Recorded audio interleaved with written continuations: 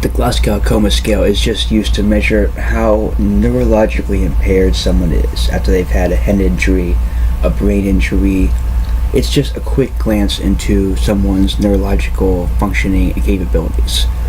So the Glascow Coma Scale, GCS, goes from 3 to 15. Now, if you're at a 3, you're dead. Okay. Now, 15 is just the baseline for the average person. 15 is perfect, hopefully. 15 is the baseline. That's what you want. That's what you desire. What you look for. Anything less than 15 is cause for concern.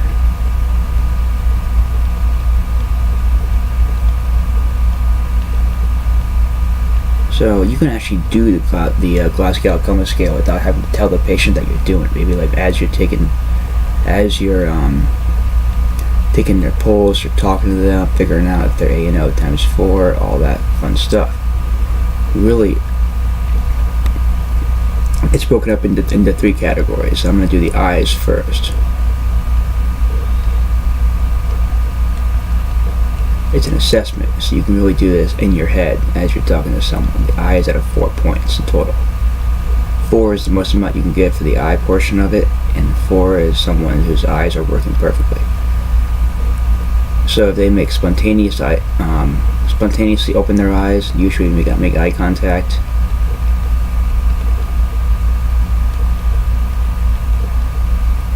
that would be a 4 on this scale. 4 is better. 3 is not as good.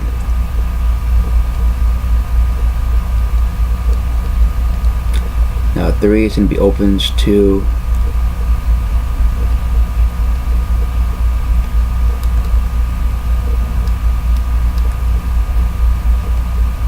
verbal. So if you ever walk into a room, like the Glasgow Coma Scale is used by EMS, EMTs, paramedics, and everything in order to just kind of walk up and see how someone is doing, as well as it's used by hospital doctors, hospital nurses to determine how a patient is doing neurologically, sometimes on a shift-to-shift or a day-to-day basis. So if EMS calls the ER doctor and goes, hey, this person has a GCS of 13, that's a much different case than a person who has a GCS of 6. So if you ever walk into the room and there's someone who just automatically opens their eyes and they look at you and everything, they're going to get a 4. If you ever walk into a room and someone has their eyes closed, you go, hey sir, can you open your eyes for me? That would be a 3. Stuff like that is just it's just how the assessment works. That's how you can kind of gauge how neurologically impaired that person is. Now, someone who opens to pain. If their eyes are closed and the only time they open their eyes is when you give them a sternal rub or a fingernail squeeze or whatever, that would be a little bit worse off as someone who would open to you talking to them. And of course, 1 is just the fact that their eyes don't open.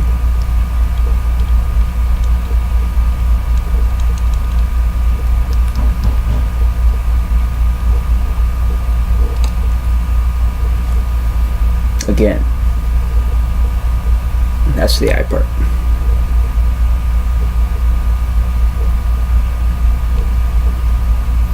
Next is verbal.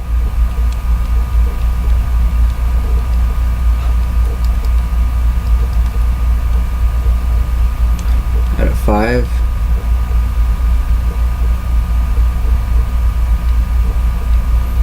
If someone speaks perfectly, just like I am right now, then they're at a 5. There's nothing neurologically wrong with the language part of their brain. If someone is confused, maybe they aren't A&O times 4,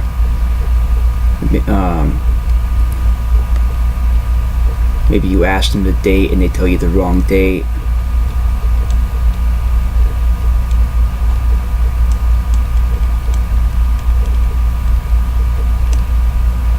Something like that.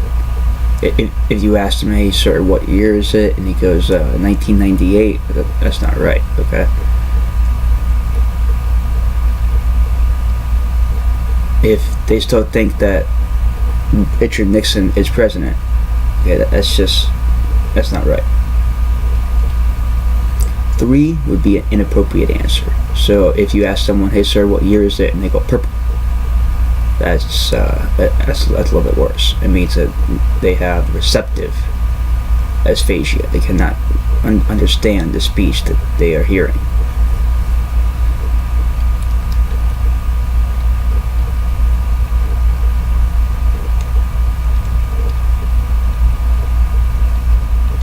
You can see this with schizophrenics a lot. And not just with the head injury, just with their condition. And then you can see this with dementia a lot too, people who aren't really quite there. And that is distorted reality. That is that's actually a very severe neurological impairment. Now, if someone is in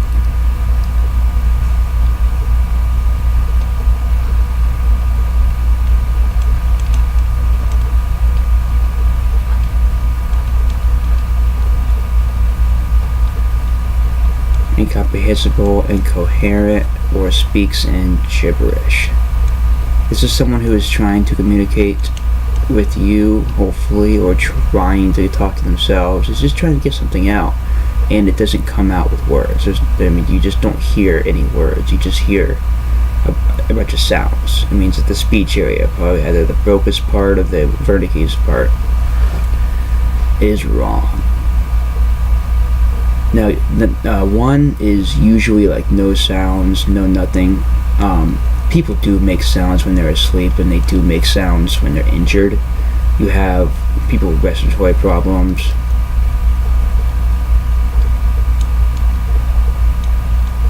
People cough. People have agonal gasp or agonal breathing, stuff like that. So it's nothing to be no sounds, but if they just are making a sound and they don't mean to make it, and then that's not going to be incoherent. They are trying to say something and it doesn't make sense. They're just, maybe their body is just doing something they don't even know about.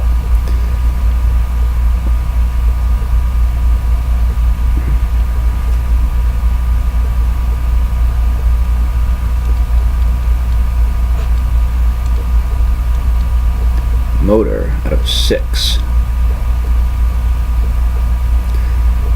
So 6 in motor would be obeys commands.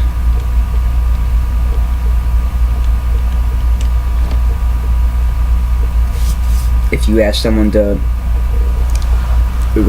raise their foot, open their arm up so you can take their pulse, make eye contact with you, something like that, they will do it, and if they do that, they are perfectly motor-wise okay. Next, you have someone who localizes pain.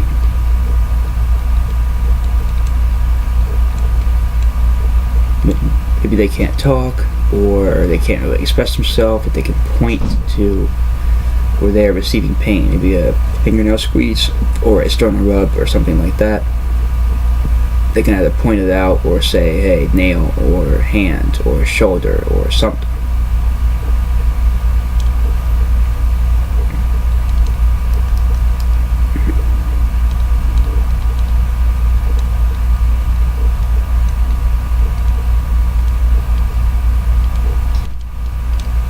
If someone is maybe unconscious, or they can't express themselves, or they can't tell you where the pain's coming from, but when you try to rub their chest, they try to push your hand away, or if you try to squeeze their fingernails, they try to pull their hand away, something like that.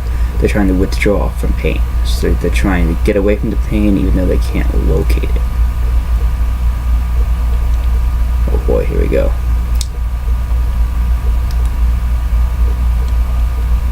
Now for the fun stuff, get into posturing. The next 2 are rare, but they do happen.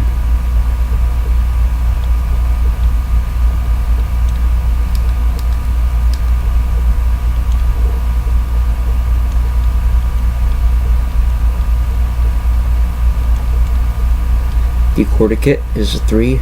Decerebrate is a 2. I don't know if you guys ever watch boxing, but whenever someone gets hit really hard, maybe a bad football injury, they kind of go to what's called going cockroach. And you see the arms go straight out, the head go back a little bit, the jaw clenches, the feet maybe point inward, and of course they fall down. They are not conscious. That is the midbrain. That is their brainstem putting out a bunch of signals because it doesn't know what it's doing. But there's 2 different times that are in the Glascow Coma Scale. Going cockroach is arms inward. Very, very important to pay attention to the arms for this one.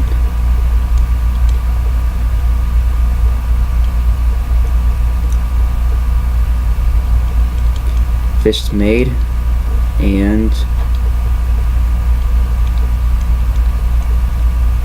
feet turn inwards, legs still straight.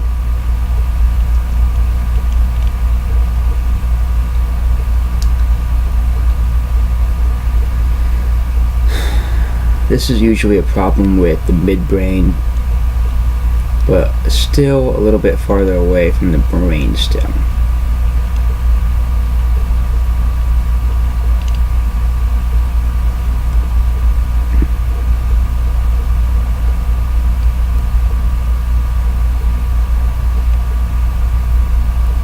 Decerebrate, and this is going to be your flexion, elbows bent.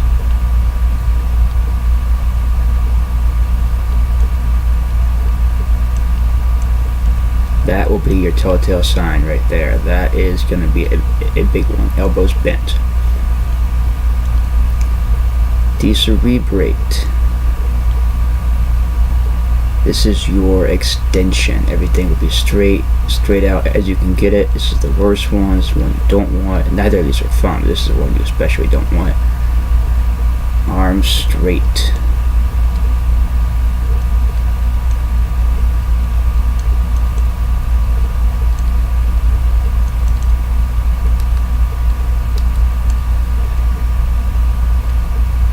Feet outward, feet displayed as far outward as you can get them, toes pointed down.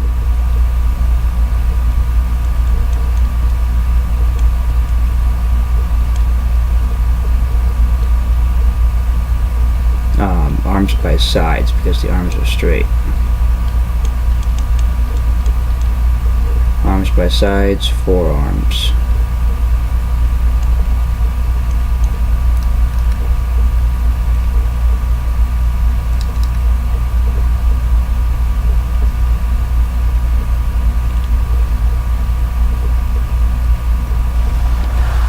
This is going to be a problem with the midbrain of the pons, but more so with the brain stem, a little bit lower south. You're going to have a lot of brain damage. You're going to have maybe a cerebral or a midbrain lesion, maybe some pressure on this cerebellum. I mean, not only is it a bad day, it's actually a worse day than decorticate. This is going to be your jaw clenched, head back.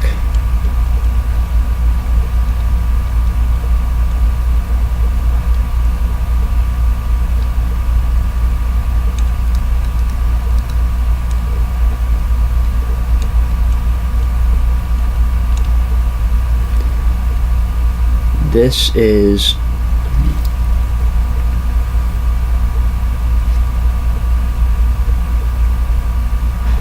your extension. This is someone who maybe gets hit in the head, or they have a severe neurological condition, like a football player who takes a direct blow, something like that, and they're just as straight as they can get their entire body laying out there on that football field.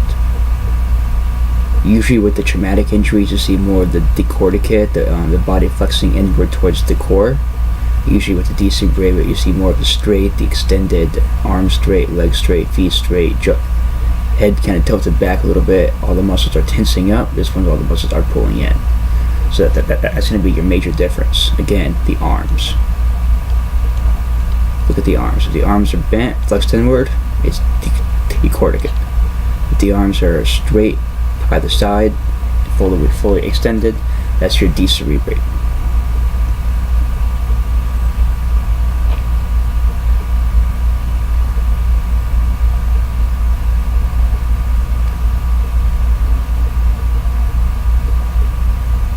Okay.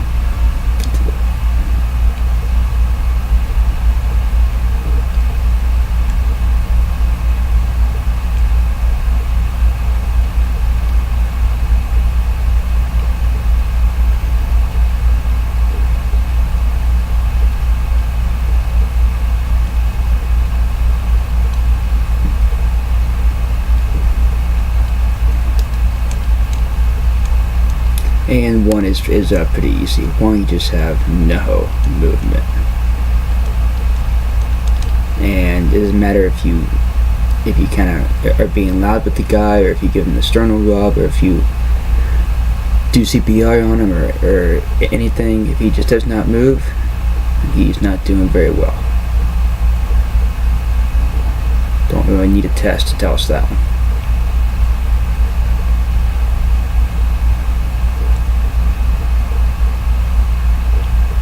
So just notes, that is your GCS. So if you have, let's say for your eye you have 4, and your verbal you have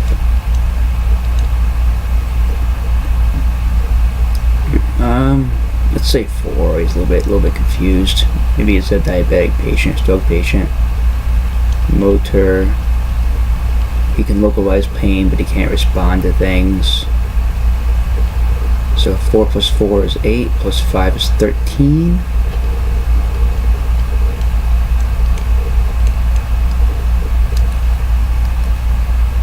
That is your GCS. 13 out of 15. GPA wise, it's pretty good, but for a neurological condition, not what you want. But whenever you kind of give the report, you kind of give the number for GCS, you kind of want to give the reasons why too. So a lot of people will just give 13, and that's not really the full thing behind GCS. If anybody has less than a 15, then you want reasons why. So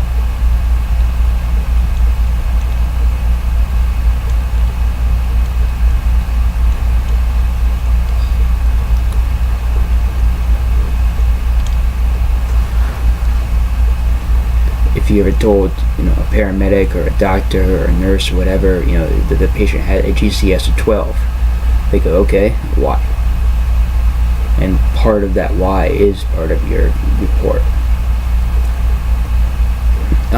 Baselines. People who have dementia. The elderly, or I guess, are more experienced patients.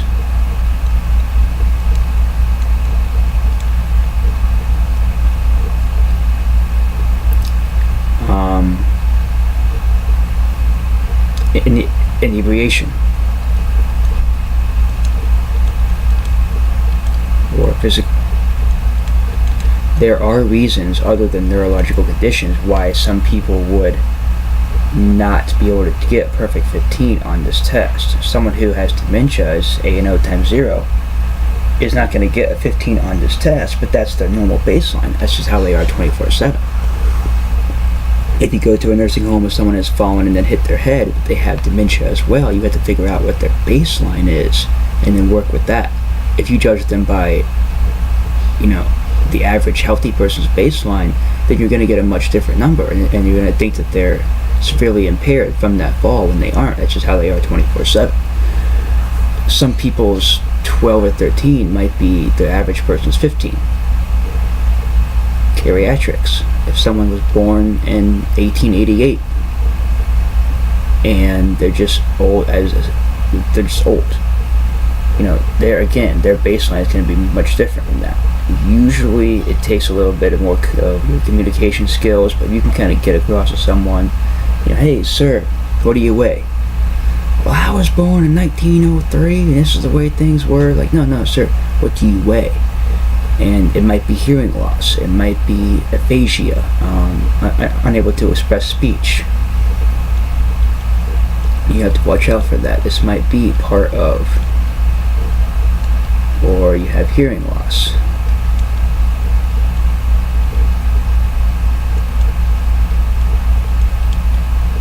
Anything. Or maybe their jaw, their nose, their tongue, their airway, their something is impeded so they can't talk. And if they can't talk, they probably won't pass the verbal part of this. Don't think that because someone was born back in the Stone Age, or because they have dementia, or because they're inebriated, maybe they're having a diabetic episode, or a stroke, or if you ever roll up on someone and they're not passing the verbal part of the test because you're finding them in a bar parking lot, well, no, chances are that's not a permanent neurological condition. They're just inebriated. Don't take them to the hospital thinking that they're having